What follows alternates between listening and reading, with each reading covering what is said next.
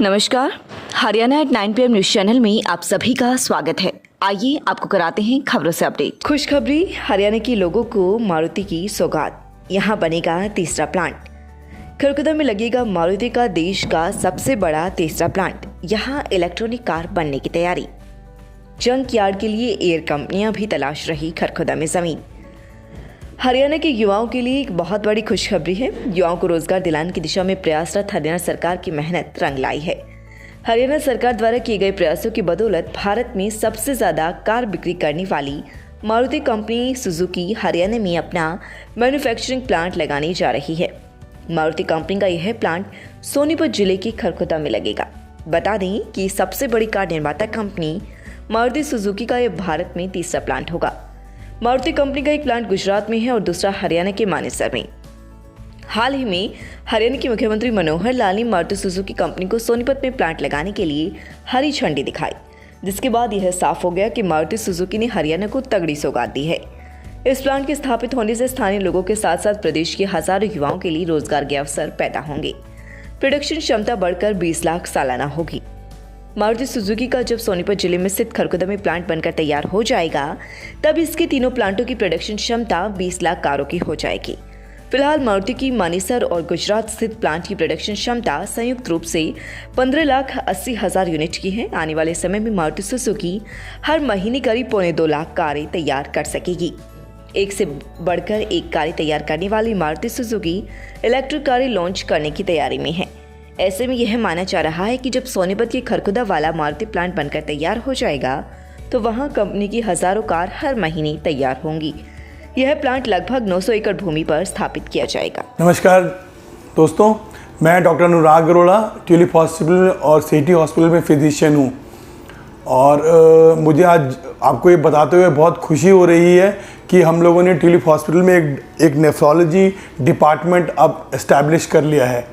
ये डिपार्टमेंट में डायलिसिस और नेफ्रोलॉजिस्ट की सुविधा 24 घंटे रहेगी। 28 नवंबर से हम इसको पूरा का पूरा चालू कर रहे हैं। पहली बार में IPS, दूसरी बार में IAS बनी गरिमा, जानिए सफलता का राज। संघ लोक सेवा आयोग UPSC की सिविल सर्विसेज परीक्षा को देश की सबसे प्रतिष्ठित परीक्षाओं में एक माना जाता है। यही कारण है कि इस परीक्षा में सभी को सफलता नसीब नहीं हो पाती, लेकिन कुछ होनहार ऐसे भी होते हैं जो अपने पहले ही प्रयास में परीक्षा को क्लियर कर लेते हैं। ऐसा ही कुछ कर दिखाया है IAS अधिकारी गरिमा अग्रवाल ने। गरिमा मूल रूप से मध्य प्रदेश के खरगोन की रहने वाली हैं। 29 वर्षीय गरिमा UPSC के अपने पहले ही प्रयास में IPS बन गई, लेकिन उनका लक्ष्य IAS बनने का था। यही कारण है कि उन्होंने फिर से तैयारी की और दूसरे प्रयास में IAS बनकर अपना सपना पूरा कर लिया। गरिमा का सफलता के लिए मूल मंत्र। गरिमा के मुताबिक UPSC की तैयारी करने वाले अभ्यर्थियों को प्री मेंस और इंटरव्यू की तैयारी अलग अलग न करके एक साथ करनी चाहिए, क्योंकि प्री परीक्षा में आने वाले प्रश्न भी कई बार मुख्य परीक्षा में आ जाते हैं, इसलिए रिवीजन करना जरूरी है। साथ ही अभ्यर्थियों को समय समय पर मॉक टेस्ट देते रहना चाहिए, इससे स्पीड बढ़ जाती है और एग्जाम में कोई भी प्रश्न छूटता नहीं है। वर्तमान में गरिमा अग्रवाल तेलंगाना में प्रशिक्षण के लिए सहायक जिला अधिकारी के पद पर तैनात हैं। गरिमा IIT हैदराबाद से ग्रेजुएट हैं। उन्होंने एक साक्षात्कार में अपनी IIT से लेकर IPS और फिर IAS बनने के सफर की कहानी साझा की। आइए जानते हैं यहाँ। शुरू से ही पढ़ाई में तेज थी गरिमा ने अपनी शुरुआती पढ़ाई सरस्वती विद्या मंदिर खरगोन से की थी। IIT से ग्रेजुएट होने के बाद वे UPSC की तैयारी में जुट गई। उन्होंने जब पहली बार एग्जाम दिया तो 240वीं रैंक मिली। हालांकि कम रैंक की वजह से वह IAS नहीं बन पाई। इसके बाद उन्होंने 2018 में दूसरी बार फिर परीक्षा दी। इस बार उन्हें ऑल इंडिया 40वीं रैंक मिली। इसके बाद उन्होंने 2019-20 में LBS अकादमी मसूरी में अपना प्रशिक्षण पूरा किया।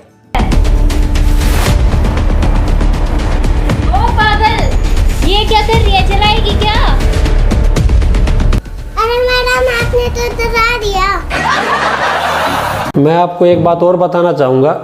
एफटेक पिछले 20 साल से खरखुदा में काम कर रहा है और इसका मुख्य उद्देश्य यही रहा है कि ग्रामीण परिवेश के बच्चे और जो कमज़ोर और मध्यम वर्ग के बच्चे हैं उनको कुछ न कुछ ऐसी सुविधाएं दी जाएं जिससे वो आगे आकर अपने भविष्य को सुधार सके। जैसे गांव में 700 साल से क्यू सेंटर नहीं था। इतना बड़ा गांव है, अनेक सरकारें आई, अनेक सरपंच बने, गांव में क्यू सेंटर बनवाया। उसके बाद जैसे गांव का तालाब है, गांव का तालाब खदवाया और वो जो तालाब की मिट्टी थी एक के एक तोड़ा मिट्टी गांव के जनहित में, शमशान घाट में, रास्तों में, गोंडा में, हॉस्पिटल में, स्कूल में ऐसे डलवाई हमें। लगातार खबरों से अपडेट रहने के लिए चैनल को सब्सक्राइब जरूर करें। समाचार व विज्ञापन के लिए नीचे दिए गए नंबरों पर संपर्क करें। धन्यवाद।